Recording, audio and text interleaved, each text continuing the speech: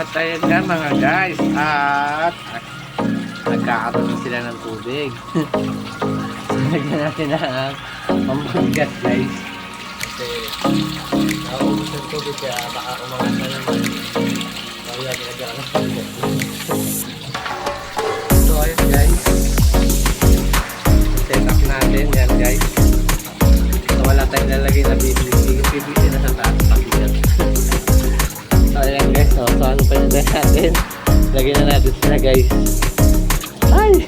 Nanagat! Ay! Ano kagatin? Lagay ko na nga kayo dyan.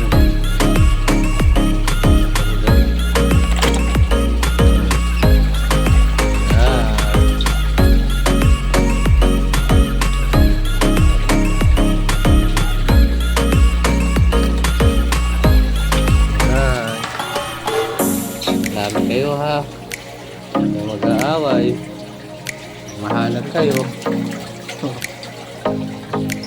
Guys, mahalang kayo ha, huwag kayong mag-aaway, huwag kayong magpuputulan ng mga sipit, okay?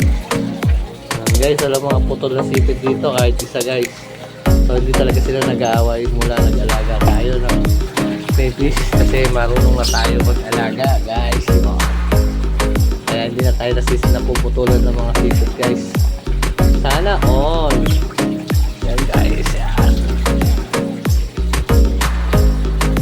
Guys, pabilisan lang ko guys. Baka masipit tayo nito guys. Masakit-sakit pa mga guys. Marami guys oh. Grabe. Yan mo, kakripis mga kaboyen. Yan naman uli ang ating bida. Wow, bida.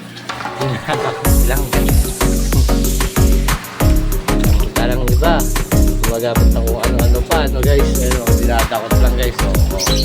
Panis. Sana all. Ayun nga guys, kita-kita nyo paano ko dinatakot yan guys.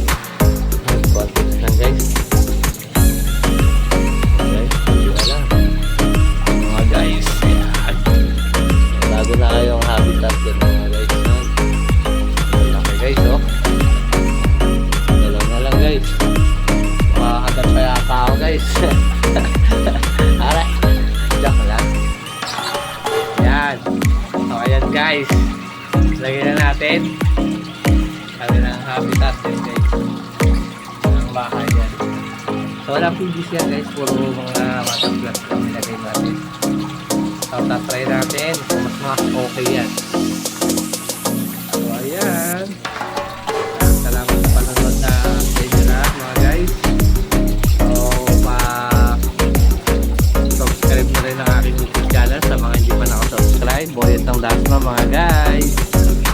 Yan. So ito yung aking mga kalat. Ang dami. Mga kalat sa atin.